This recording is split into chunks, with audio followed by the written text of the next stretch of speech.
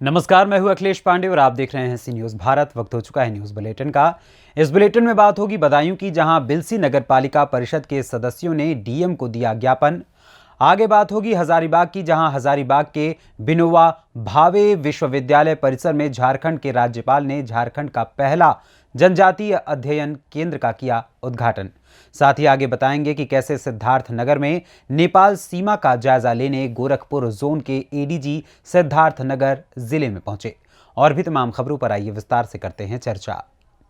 खबर बदायूं से, जहां बिलसी नगर पालिका परिषद के सदस्यों ने डीएम को दिया ज्ञापन। नगर में सफाई व्यवस्था सही नहीं होने का आरोप लगाते हुए दिया ज्ञापन।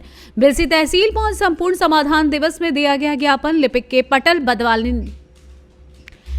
पटल बदलवानी की मांग को करते हुए पहुंची तहसील। वहीं बिलसी नगर पालिका परिषद के सदस्यों ने दिया ज्ञापन।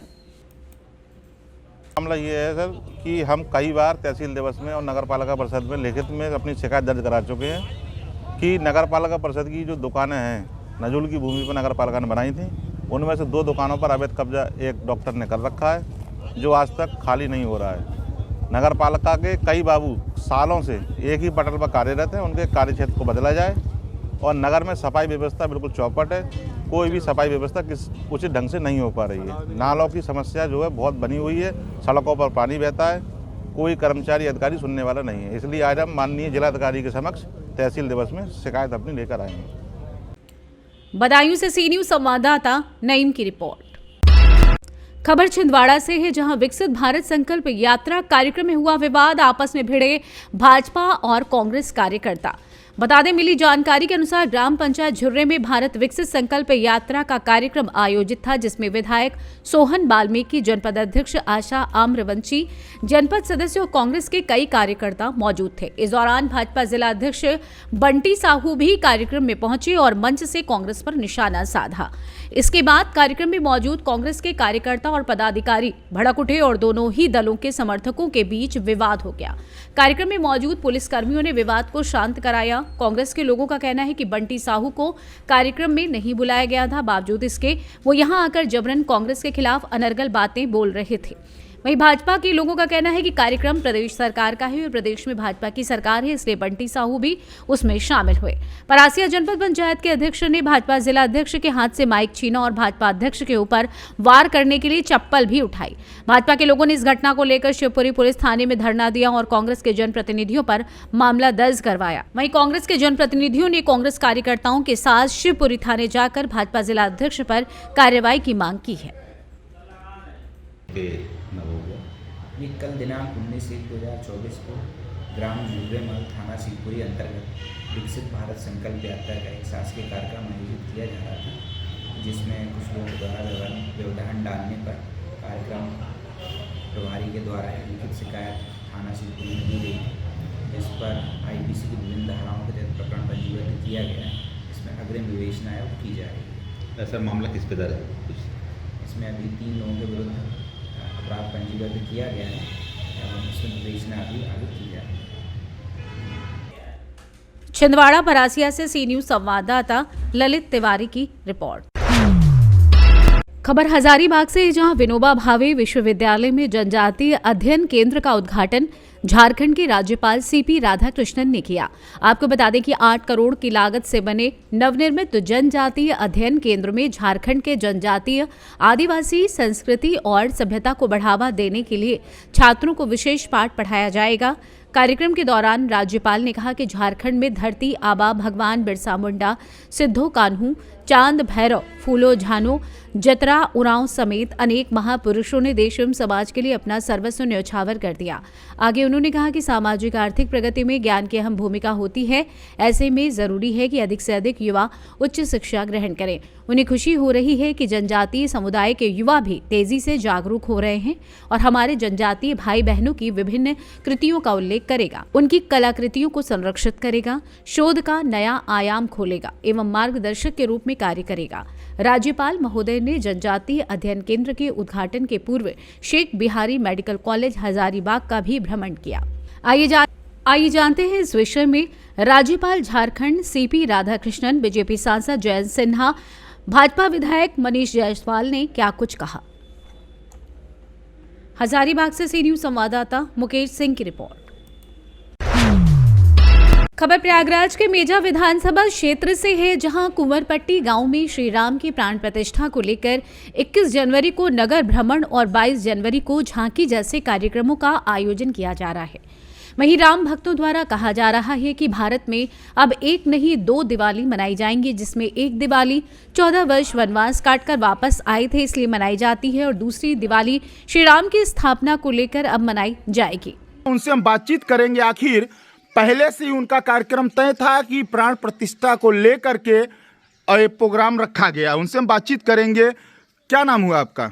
मेरा नाम राम नारायण शुक्ल उर्फ लाल बाबा शुक्ल, रामलीला कमेटी के हम डायरेक्टर हैं। कहाँ के रहने वाले हैं आप? हम कुंवरपट्टी के ही रहने ये वाले बताइए, आप लोग जो है प्राण प्रतिष्ठा को जो अयोध्या में रखा जा रहा है उसको लेकर के प्रोग्राम रखे हैं कि पहले से ही तय था? नहीं, प्रोग्राम हम लोगों का जो ऐतिहासिक कार्य जी, भारत के यशस्वी प्रधानमंत्री जी, माननीय नरेंद्र मोदी जी के द्वारा जो 22 जनवरी को अयोध्या में कार्यक्रम रखा गया है, उसी के तहत हम लोग भी अपनी ग्राम सभा कुंवरपट्टी में, जैसा कि विदित है, लगभग 150 वर्षों से यहाँ की रामलीला हमेशा सुचारू रूप से प्रस्तुत की जा रही थी। उसी क्रम में यहाँ दिनांक 21 जनवरी एवं 22 जनवरी को विस्तृत कार्यक्रम रखा गया है, जिसमें सुंदरकांड, मुकुट पूजन, रामलीला का मंचन एवं राम प्रकटोत्सव के रूप में मनाया जाएगा। साथ ही 22 जनवरी को जब अयोध्या में भगवान राम विराजमान होंगे, उसी क्रम में हमारी ग्राम सभा कुंवरपट्टी में भी बड़ा ही सुंदर नगर भ्रमण का कार्यक्रम राम प्रकटोत्सव एवं झांकी के रूप में प्रस्तुत किया जाएगा। हम सभी लोगों से यही निवेदन और ये बताइए, और गांव और समाज और क्षेत्रवासियों को क्या संदेश देना चाहते हैं? हम यह संदेश देना चाहते हैं कि आज हम लोगों को बड़ी खुशी का दिन 22 जनवरी को होने जा रहा है। हम यही चाहते हैं कि समस्त समाज के लोग, समस्त जनता रामलीला के कार्यक्रम को लेकर के, भगवान के कार्यक्रम को लेकर के झांकी प्रस्तुत के रूप में एक विस्तृत कार्यक्रम कहा जा रहा है। अपने भारत में जो है 2 दिवाली मनाई जाएगी। हाँ, तो 2 दिवाली इसलिए मनाई जा रही है कि एक दिवाली भगवान के आगमन की थी, एक दिवाली भगवान की स्थापना की थी, इसलिए हम कह सकते हैं कि यहाँ पर 2 दिवाली मनाई जाएगी। और नरेंद्र मोदी जी जो है कई चैनलों पे कह रहे हैं कि आप लोग घर में ही रहिए, अयोध्या आने की कोशिश न करिए क्योंकि बहुत पब्लिक वहाँ पे पहुँचेगी, और घर में ही दिवाली मनाइए और दीपोत्सव जलाइए और राम जी का जो है गुणगान करिए। भगवान जब लंका से वापस आए थे तो उस समय करोड़ों लोगों ने अपनी आस्था को प्रकट करते हुए नदियों में, गंगा के किनारों में, स्थानों पर, पहाड़ों पर उनका दर्शन करने के लिए उमड़ पड़े थे।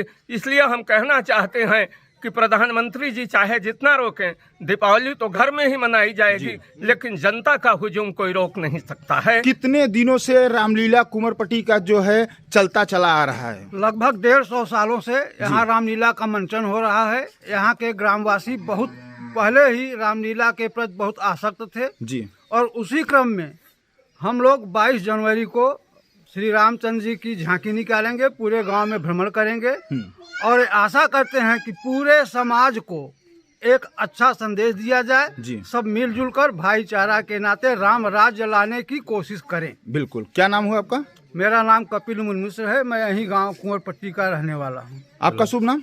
रामुरा रमेश। कहाँ के रहने वाले हैं? कुंवरपट्टी। लोगों को क्या संदेश देना चाहते हैं?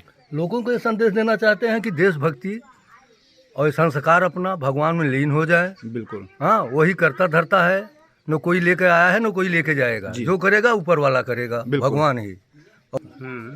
क्या नाम हुआ आपका? आरपी शुक्ला।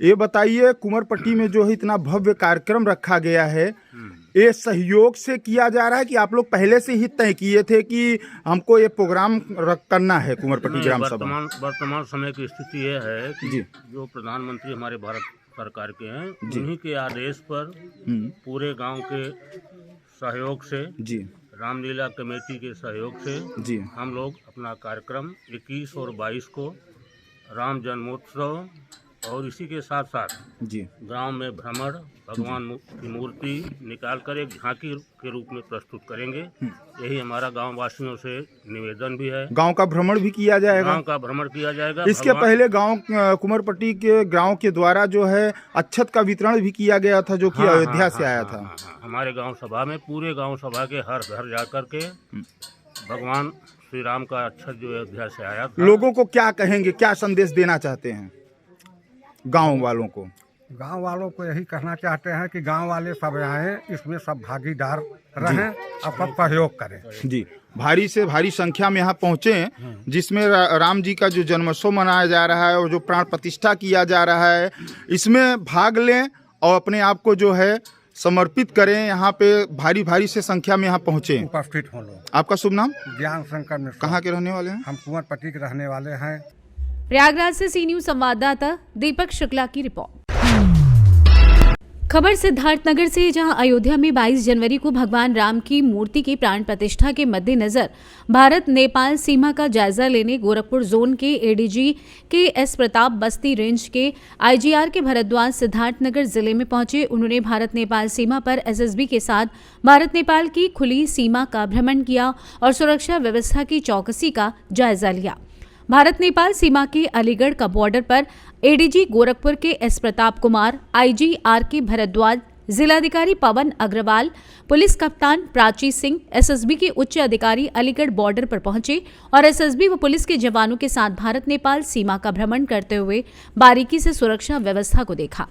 बाद में मीडिया से बात करते हुए एडीजी के एस प्रताप कुमार ने कहा कि भारत नेपाल की खुली सीमा हमेशा से बहुत ही सेंसिटिव रही है।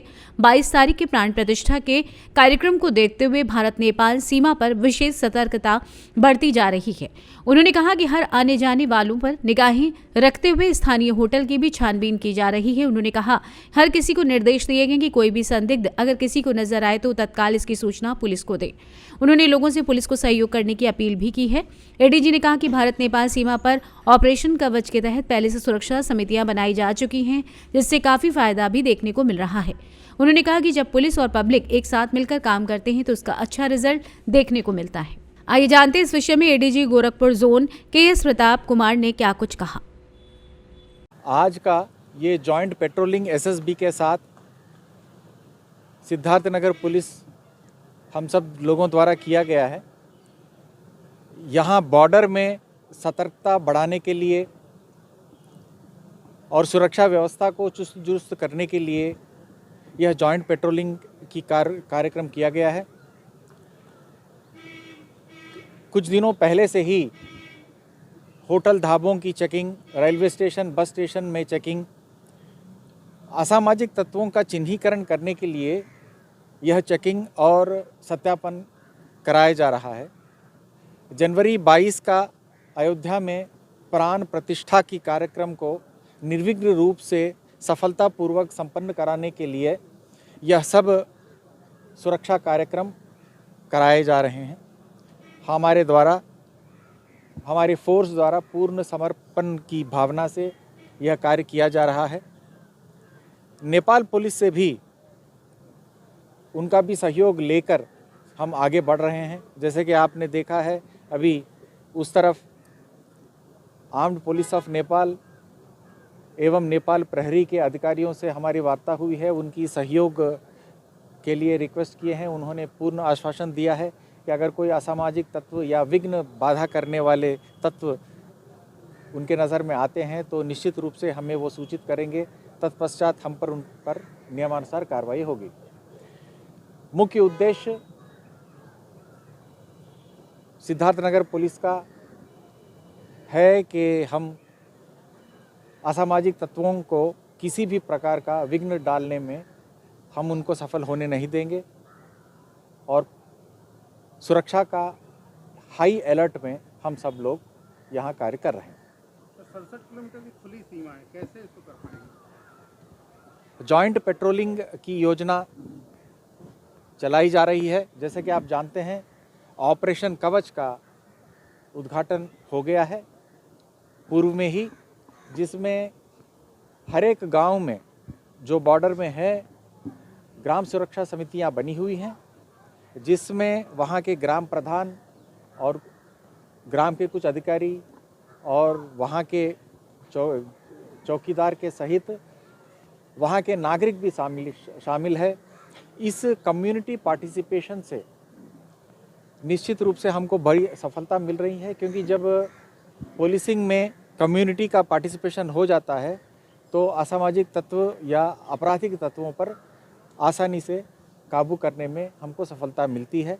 यह ग्राम सुरक्षा समितियां ऑपरेशन कवच के तहत बहुत अच्छा काम कर रही है, इसी से हमको सफलता मिलेगी। Thank you.